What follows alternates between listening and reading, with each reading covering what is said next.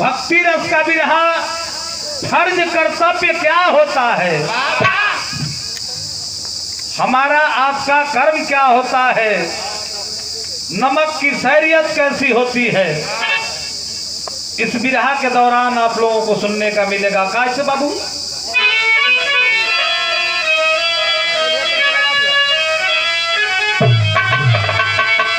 कि फर्ज कर्तव्य से बढ़ के संसार में, अरे भाई कोई चीज मानव को प्यारी नहीं, फर्ज करके अदा बन गए नर खुदा, फर्ज अपना निभाया राम नर बन नहीं, बदल तकदीर तदबीर से यह मही पे कर दिया जिसने सब कुछ निछावर यहाँ, करके बलिदान खुद अपने संतान का दे दिया सीख दुनिया को अद्भुत जवाब।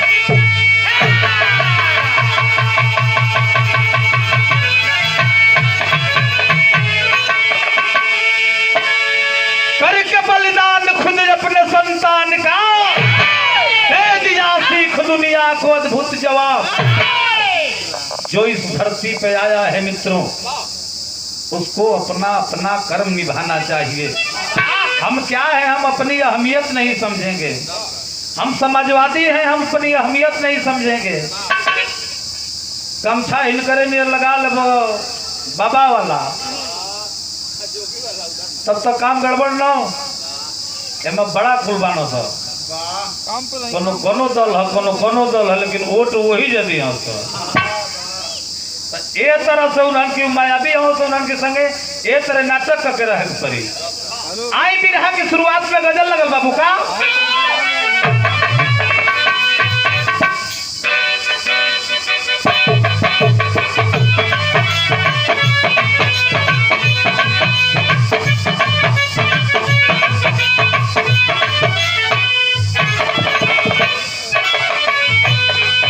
अरे दिल मन उठा के आपने, चिलमन उठा के आपने है गुलशन जला दिया,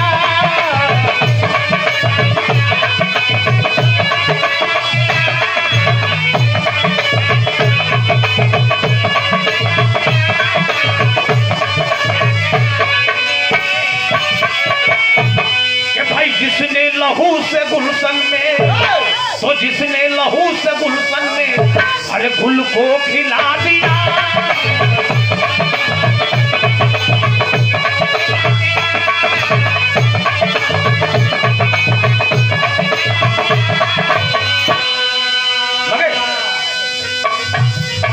वैसा देख ले तो याद है। जिसने लहू से गुलशन अरे गुल को खिला दिया,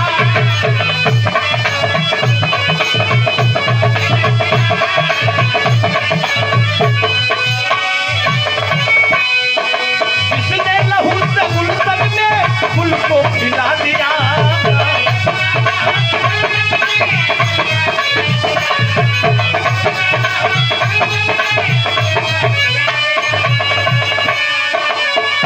अरे किसने लहू से गुलशन में भाई गुल को खिला दियो, अब उस नौनिहाल को नमन, उस नौनिहाल को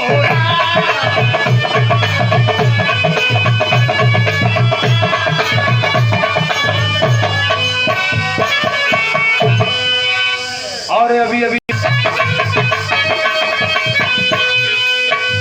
इतिहास को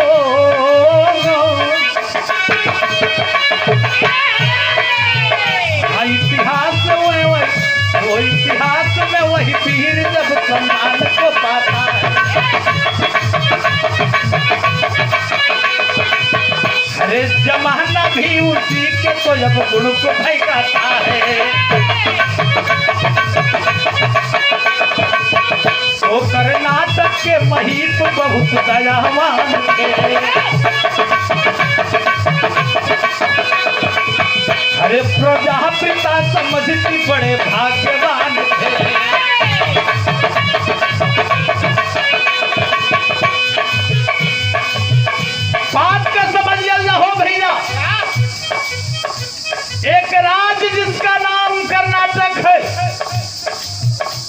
कर्नाटक राज्य के राजा जिसका नाम महिपाल है, बड़ी अमन चैन से राजधानी में राज्य चलावत हवा कर्नाटक के राजा महिपाल हो बाबू। समय बीतता धीरे धीरे एक दिन वो समय आई थे दी भैया, वही राज्य का रहे वाला एगो नौजवान जितने आज बेरोजगारी पड़ल बा हमने के देश में, वो रोजगार के लिए भटक रहा है।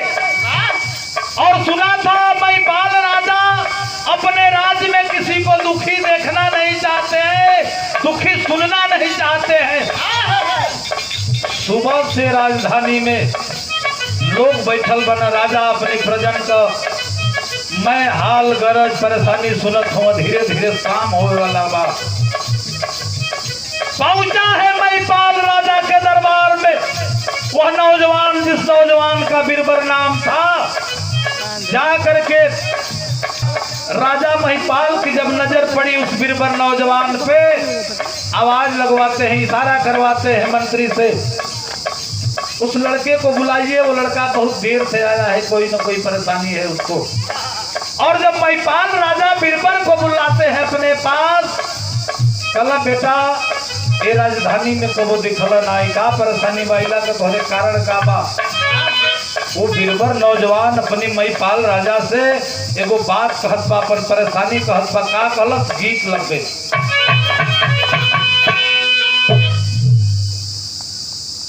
तोरी हमारी दरबार में तोरा आइला का कारण का बा। वो बीरबल नौकर बतावत बा, गीत लगल। कौन गीत लगल मास्टर?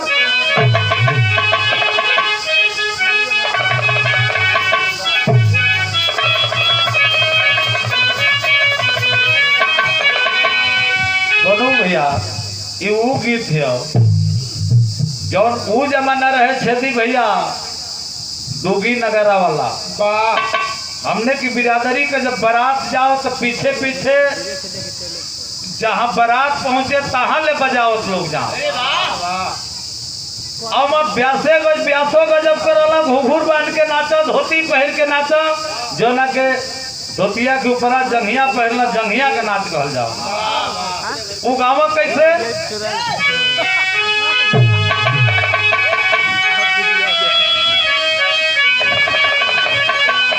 अरे कवन नहीं देशवा से चलल सोनावा,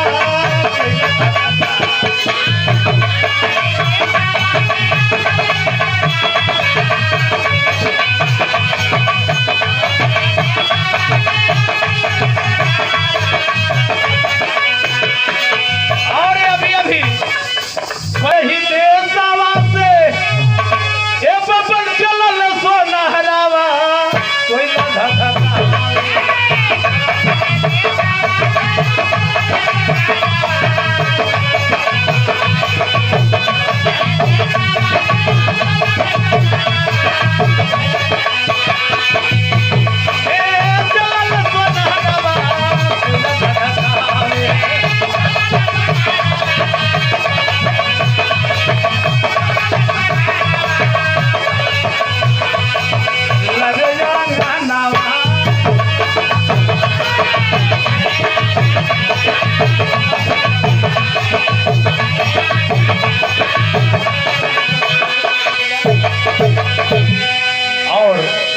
पुनः हमारे बड़े भैया अनिल भैया की तरफ से 100 रुपए।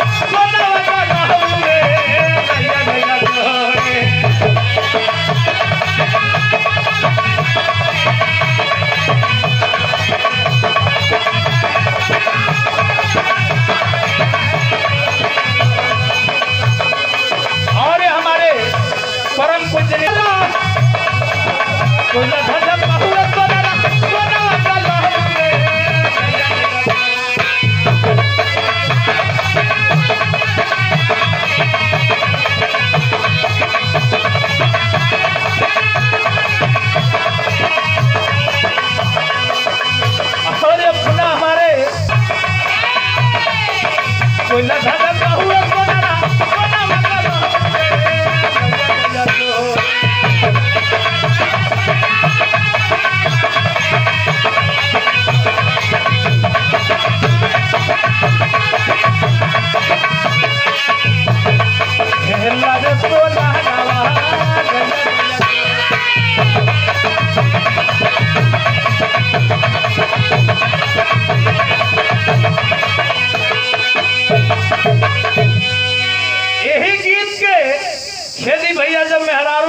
मटकोड़ पर नाचे के मन करेला वो तनकी सब बदल के गावेली सब।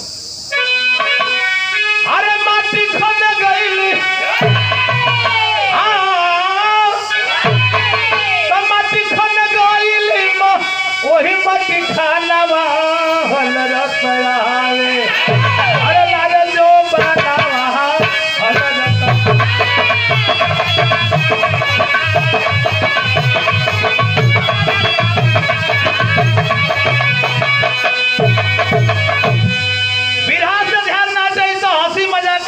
मौज मस्ती में हो गई। वह बीरबल नौकर पहुंचा है दरबार में, महिपाल राजा से पूछने पर बात बता रहा है कि एक दिन साथी आंखों अरे इकट्ठे जवाना राजा से सुनावे।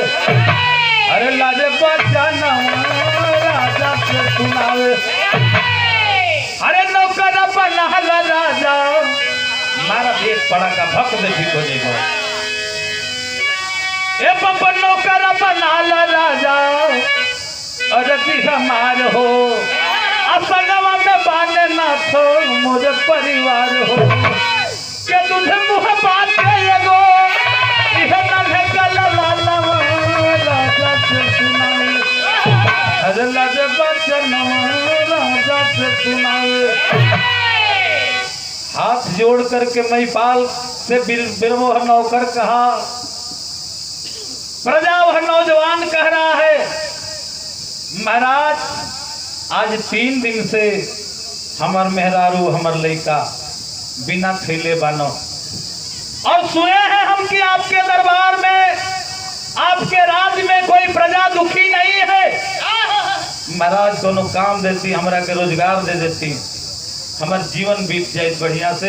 अन्नमक हरामी कबू जीवन में न कर सकेला महाराज हमके नौकरी दे दे। राजा कहे बेटा नौकरी तो तुझे मिलेगी लेकिन ये बता तेरी तनख्वाह तेरी दिहाड़ी क्या है। कल से महाराज जानल चाहता नहीं हमार दिहाड़ी 1 दिन का हमार मजदूरी हुई 1 लाख का सरफी। अब आंख हो गए महिपाल राजा रे कुछ ही दिनों में तो ये लग रहा है मेरा खजाना खाली कर देगा। मंत्रिया कान पार के सुनत बा मंत्री बड़ा चढ़ाक होना से दी भैया।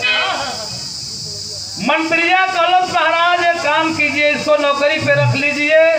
जब इसकी तनख्वाह इसकी मजदूरी 1 लाख सरफी है तो एकरा में कोनो गुण हुई तो ठीक बा ना तो 2-4 दिन के बाद एक नौकरी से हटा दिया जाए।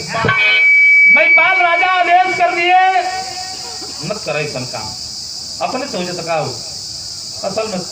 असल में बेपहरा देना है नौकरी पर लाग गई। कैसे लागल मास्टर गीत बदल गई।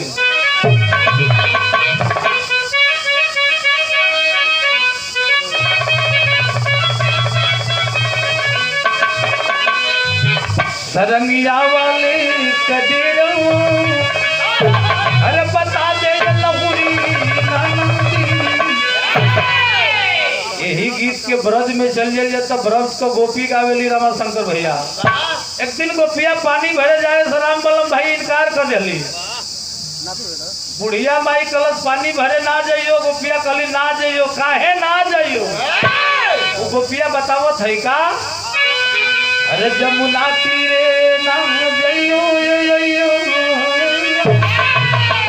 अब जमुना तीरे ना जाइयो कन्हैया खेवेले वारिया।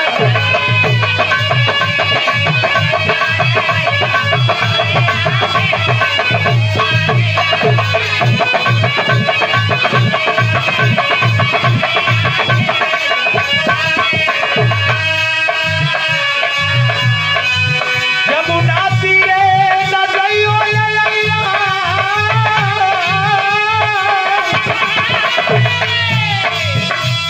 कन्हैया खेवेले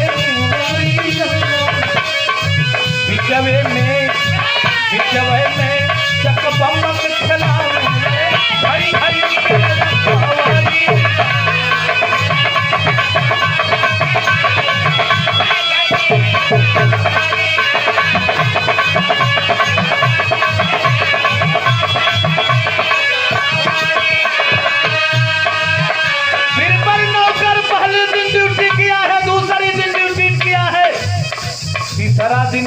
कनी साझी खयाइल बा, गेट पर लागल बा, भल्ला लेके खड़ा बा। का भइल? पहरा पर लागल जा पहरा पर लागल जा वाली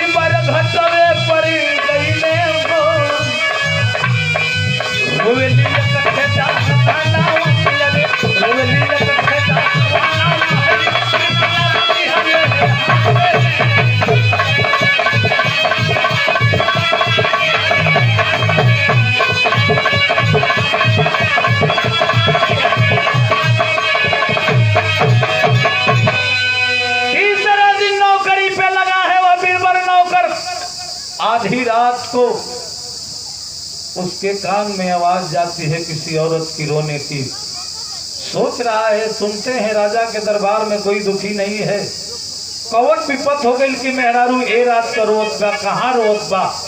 अकनत जलल हो भैया, खोजते खोजते पहुंच गया शमशान घाट पे। अब शमशान घाट पर गई तो देखत बा वो बुढ़िया रोत बा। पहुंचा है बुढ़िया के नजदीक, हाथ जोड़ के कहलस, ए माई तो के कौन परेशानी बा, काहे रोत हो? महिपाल के दरबार में तो केहू दुखी नहीं बा, क्योंकि कोनो परेशानी नहीं बा, तुहार का कौन परेशानी हो गई? बुढ़िया कहलस, बेटा ये जानना चाहते हो मैं क्यों रो रहा हूँ? तो सुन मैं बता रहा हूँ। क्या बतौलस बुढ़िया? गीत बदल गई बाबू।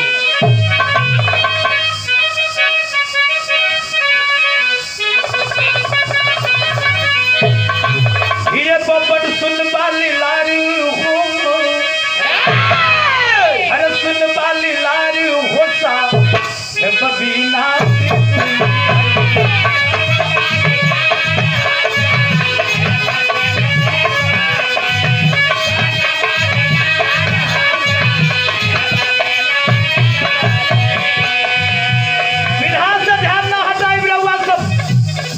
माई रोते कहल तो बीरबर नौकर से, बेटा जानल चाहत हो हमें रोला का कारण तो जान लो। जननी कमारी खोजर जननी कमारी होगा कैसा करा नहवा के।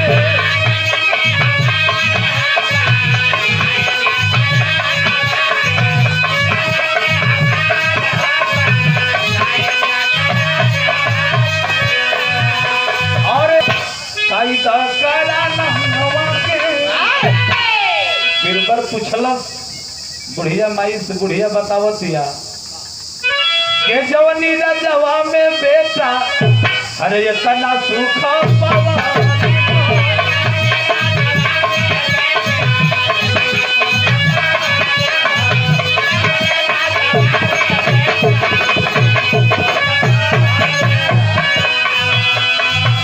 मरी गई है राजा से मन घबराई, मरी गई है राजा से मन घबराई, जननी हमारी साई का कराना।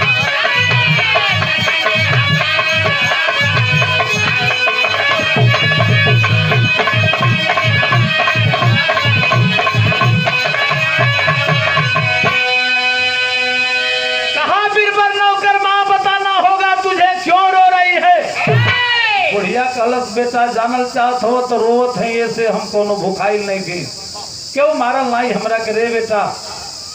जिस राजा के राज्य में इतना लोग प्रजा सुखी हैं, उस कल सूर्य उगते ही राजा इस दुनिया को छोड़ करके चले जाएंगे। अब आंख है बीरबल नौकर, अरे जो राजा मुझे नौकरी दिया कल मर जाएगा। 3 दिन में नमक खाया उस राजा का, तो मेरे नमक खाने से क्या फायदा कि नमक की शहरियत न चुका दूं। सवाल किया बुढ़िया से, ए माई, जब तू ही जानत तड़ू कि कल राजा मर जाई हो तो उनकी जियोलो के कारण जानत है। बुढ़िया कहलस, हाँ राजा जिंदा हो सकते हैं मात्र 3 दिन के लिए, लेकिन बड़ी कठिन, बड़ी परिश्रम, बड़ी त्याग करना पड़ेगा, बलिदान देना पड़ेगा बाबू। कलश माई, कौन बलिदान, कौन कष्ट हुई हो के बताओ तनी। बुढ़िया बताओ, थेटेरी में लगल बाबू।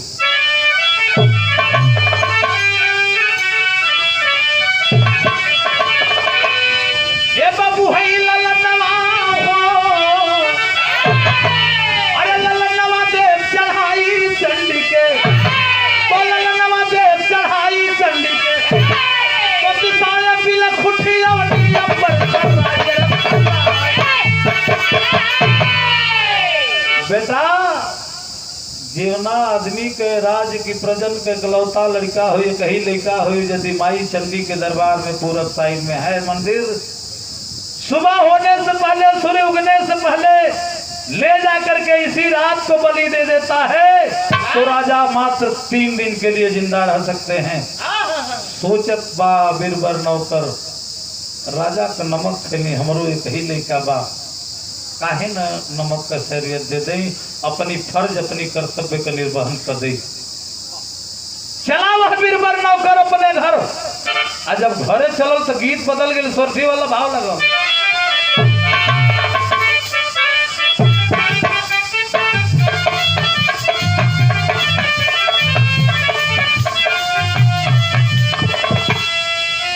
अरे नारी के करनवा भरा थरी बोली गईले जोगी रे बोली,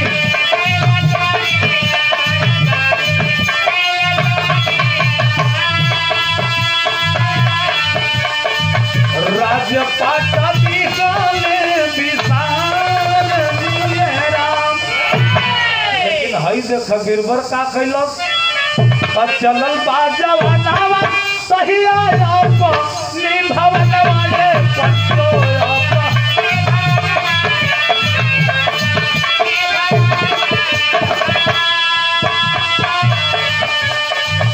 चलल बाजवानावा सही आया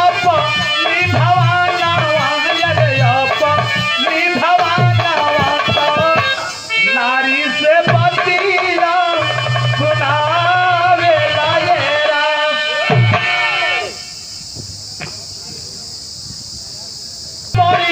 से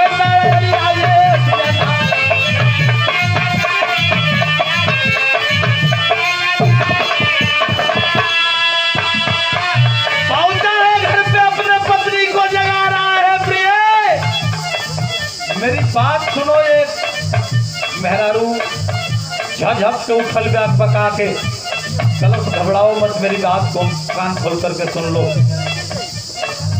अब कल राजा हमारे बीच नहीं रहेंगे। मेहरारू सुन लो, सबाक बात बहुत बात समझावत बका। कहेले गुजरिया जर जर बारी से नजरिया ये सैया बारी,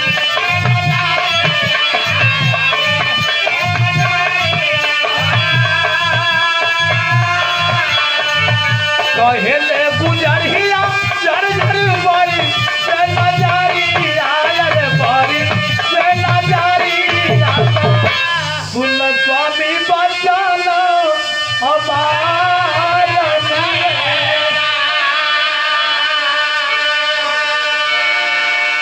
और अभी अभी परम पूजनीय प्रभुनाथ स्वामी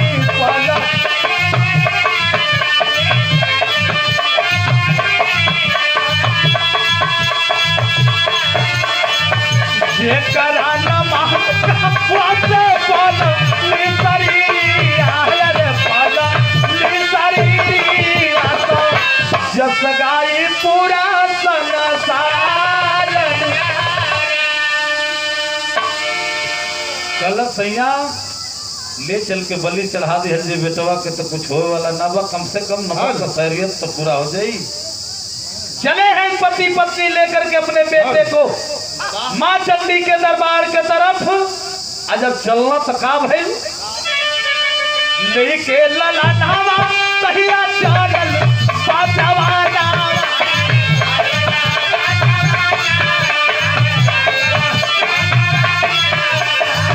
लेके ललनावा कहिया चलल पाटवाना अरे चलल पाटवाना हो आई गइले मंदिर दर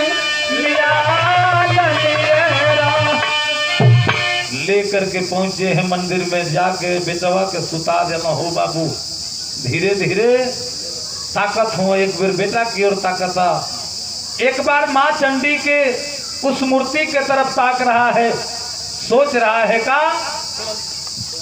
और ये पुनः हमारे सोनू भाई की तरफ से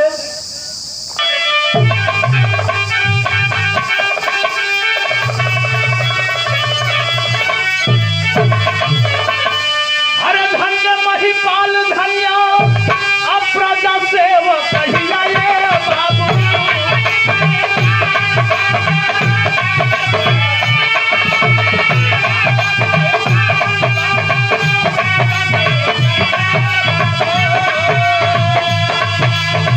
धन्य पीर बहार धन्य नौकरी के भार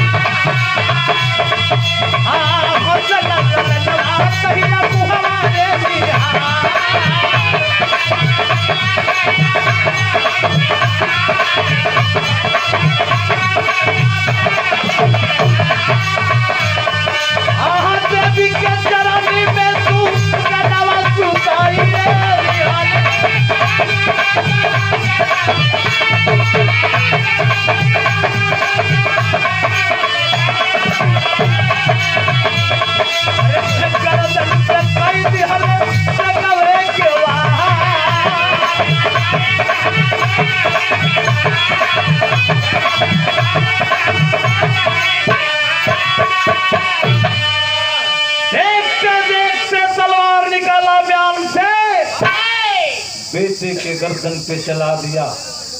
जब गर्दन धड़ अलग भइल हो गया का भइल सदर लगे।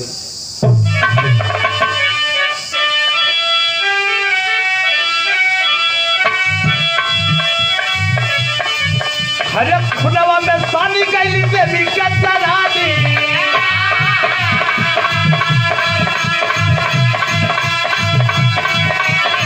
बाबू सब नारी मनवा में करली बीता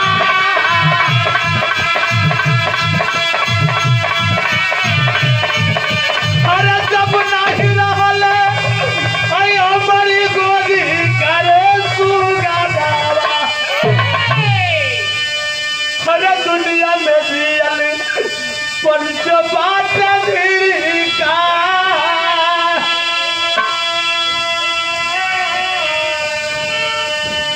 हरे दिहली चढ़ाई बाबू वाला पनिगारा दिया हरे पीर पर के रखिया सपाए जाल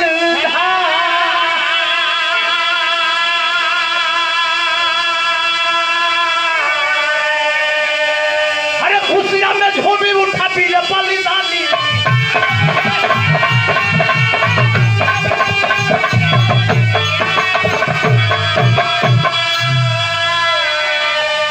सोचत बा खड़ा होके जब हमारी बेटा की बलि दिहला से राजा 3 दिन जिंदा हो सकेला काहे ना हम अपनों गर्दन चढ़ा दे अपनों के बलि दे दे माई के। कम से कम 6 दिन से राज्य का राजा सुखी प्रजा सुखी रही।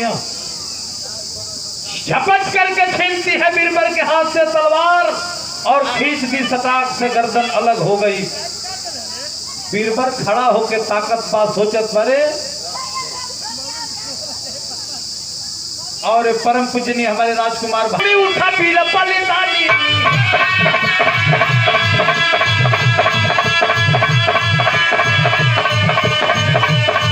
अब अखिया से गिरे जलधार।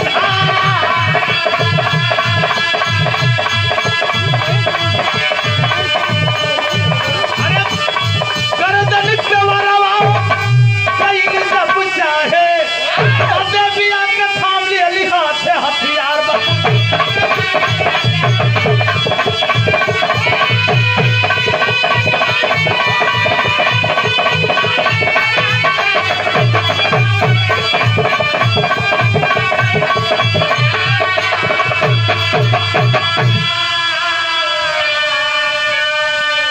ये सोच रहा है बेटा नहीं है, मेरी औरत नहीं है, मेरा दुनिया में अब कौन है, मैं भी मर जाऊं। इसी माँ के दरबार में कम से कम 9 दिन का राजा जी, हाँ, उठाया तलवार, जो खींचना चाहता है प्रकट हो जाती है माँ चंडी, पकड़ लेती है हाथों को, आवाज देती है, नहीं रे बेटा ऐसा न कर, मैं तुम्हारे भक्ति से, तुम्हारे बलिदान से, तुम्हारे फर्ज से, कर्तव्य से बड़ा खुश हूं, कुछ मांग ले बेटा। कलश बिरबर माई हमरा के कुछ चाहिए ना, हमके ये चाहिए जो ना खातिर नहीं, वो राजा जब तक जी का प्रजा लोग चाह तब तक जिंदा रहा। ए मस्का देती है माँ चंडी कली, बेटा ई तू अपनी मेहरारू अपनी बेटा को धड़ गर्दन सताओ, हम जिंदा कर दे। माँ अपने शक्ति से जिंदा करती है उसके बेटे और उसके पत्नी को। उसी रात को लेकर के चला आया अनिल भैया अपनी घरे आ गए। रात बीत गई, सवेर का टाइम बा, रात दरबार फिर लगा है। उस दरबार में पूरे प्रजा जुटे हैं, आवाज देते हैं महिपाल राम बलम भैया, राजा बुलाओ बीरबल को। कहाँ है? रात को ड्यूटी पे नहीं था। सिपाही गए बीरबल को पकड़ करके लाए। अब बीरबल से राजा सवाल कर, बेटा तू रतिया कहाँ रहुए? का पूछत हो महिपाल राजा बीरबल नौकर से? बिरहा के अंतिम लाइन में बताओगे।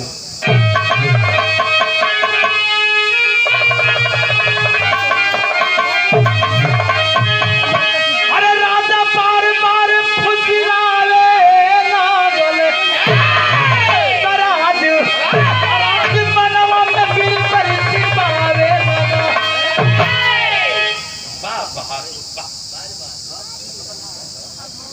के आवरातिया अगर से कोहाई के उहे पराई रहुए रातिया। कहलो महिपाल राजा, ए बीरबल रतिया तू ड्यूटी पर ना रहुए, कहाँ रहुए? कहल से सरकार हाथ जोड़ ले बा, एक टंगरी पर खड़ा बा साहब, कहीं हम गई ना रहो। एगो मेहरारू रतिया कोहना के भागल जाते हुए गेटवा के बगलिए से और रोज छटा जाते रहे, हमारे के मनौते में भर रात बीत गई।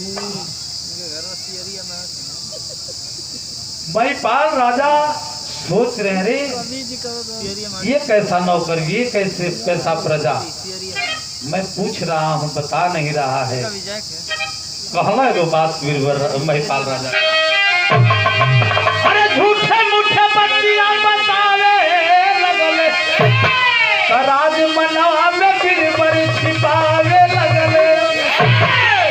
चलो बेटा तू छिपा नहीं रे, सही बात बतला दे, रात को तू कहाँ था, मैं सारी बात जानता हूँ। कल सरकार हम कुछ जानत नहीं बा। महिपाल राजा कल ना बतेबे तो हम बताओ तनी राम बल्लभ भाई। महिपाल राजा स्वयं बता रहे हैं उसकी कथा को, उसके घटना को। का कि कहे महिपाल, अरे जवन लीला कैल राती,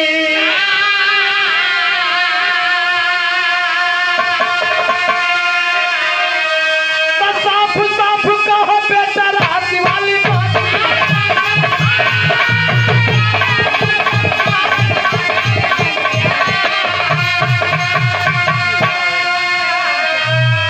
अरे उहे नैना से निरवा गिरावे तो फूल अपनी सुगंध के छिपावे लागले। कल महिपाल राजा, बेटा तू आगे आगे जा रहा था, मैं पीछे पीछे जा रहा था। सारी तेरी कहानी जानता हूं। मैं केवल तुम्हारे मुखार बिंदों से सुनना चाहता था, नहीं बताएगा तो सुन लो। कर्नाटक के प्रजाओं, महिपाल जैसा नौकर इस धरती पे कोई नहीं होगा। सारी बात बताते हैं और कहे बीरबल नौकर से, आज के बाद मैं इस गद्दी के काबिल नहीं रहा रे बेटा, मैं तो चला सन्यास को। वो भी एक राजा थे रामबलम भैया, और वो भी एक नौकर था, आज भी एक राजा है और आज भी नौकर लोग हैं। राजा चोर नौकर चोर, राजा सत्यवादी था, राजा ईमानदार था तो नौकर भी ईमानदार। बहुत ज्यादा राजनीति के बात कहला के मतलब फायदा नहीं बा, अपन अपन बुझला के बात बा। बिरहा भइल समाप्त बतावल गई। राजा अपने हाथों से राज्याभिषेक करवाए, बीरबल नौकर को राज गद्दी पे बैठाए और अपने आप को चले गए जंगल को, सन्यास को। बिरहा है? अरे बाबा मिस्त्री हो बोला तू कहलो कि ना कुछ सोनू से भेज करो। मोहन मिस्त्री गौड़ के तरफ से कोट कोट प्रणाम, सब भाई लोगों के प्रणाम। हाँ सुलुई दक्षिणपति, अभी तो हम लोग उत्तरपति बनी जा। चलो आवत के सजेले तोरो से भेज कर ले, तोरो इलाज बा और जाए के नहीं थे। बिरहा भइल समाप्त, राजा गए सन्यास।